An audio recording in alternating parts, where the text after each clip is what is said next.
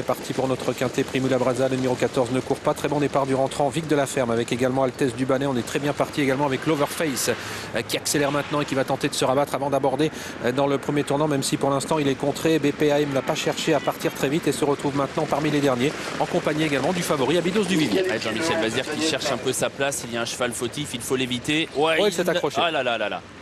Catastrophe, Abydos du Vivier accroché avec le cheval au galop qui fait perdre plusieurs longueurs, mais il est resté tout de même bien sage et bien au trot. Abydos du Vivier, il n'est pas hors course, mais il a perdu tout de même beaucoup de terrain. Il se retrouve en dernière position. Alors que les concurrents passent maintenant devant les tribunes avec Vic de la Ferme qui accélère et qui passe désormais en tête. L'Overface est en deuxième position. Alexia du Cerizet qui progresse et qui s'annonce maintenant à l'extérieur. Le numéro 5 à plus de 120 contre 1 qui va tenter peut-être de prendre les commandes de l'épreuve. Diamond qui est en bonne place ensuite en quatrième position avec également Altesse du Bannet le long de la corde. Ils sont suivis par Agi de Crène, par Amigo Turgot légèrement sollicité et par également Shark Attack. Le favori Abydos du Vivier attend quant à lui pour l'instant toujours en dernière position. Il est dernier Abydos du Vivier, mais il est dans le sillage d'un autre cheval très en vue qui se retrouve loin. C'est BPAM qui est avant-dernier alors qu'on aborde le tournant du chemin de fer sous l'impulsion de Vic de la Ferme. Alexia du Cerizet est tout près avec l'Overface. Jean-Michel Bazir hésite un peu à se décaler. Il va commencer à venir au début de la ligne d'en face, peut-être pour essayer d'intégrer un wagon qui est en train de se former en épaisseur. Abydos du Vivier qui s'est décalé, qui va tenter peut-être de passer à l'offensive alors que BPAM a été repris par Eric Raffin qui l'a placé côté corde. En face, nous avons toujours Vic de la Ferme, Alexia du Cerizet, cette dernière qui accélère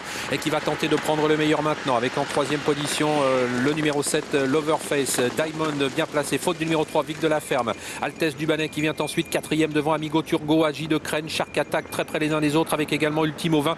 Quant au favori, il est toujours en avant-dernière position, Abydos du Vivier avec des ressources. Ouais, personne ne vient vraiment en épaisseur du coup. Devant on garde l'avantage avec Alexia du Cerizet, Diamond est là, l'Overface également, Altesse du Bannet.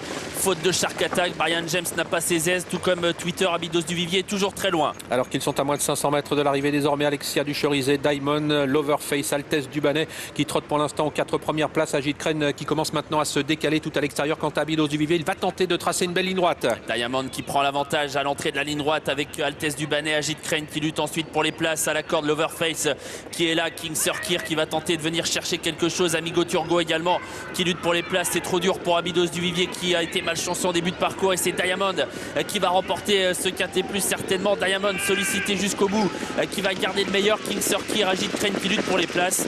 Diamond s'impose, King Sir est deuxième, Agi de Crène sera troisième. À voir ensuite pour les places entre Altesse du Bannet, Amigo Turgot et l'Overface qui était côté corde. Voilà, il y a du monde pour les places.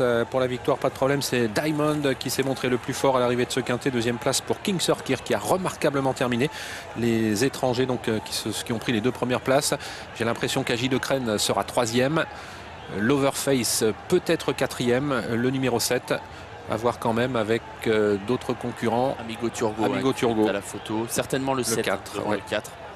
Course bizarre. Course bizarre, Abydos du Vivier très malchanceux.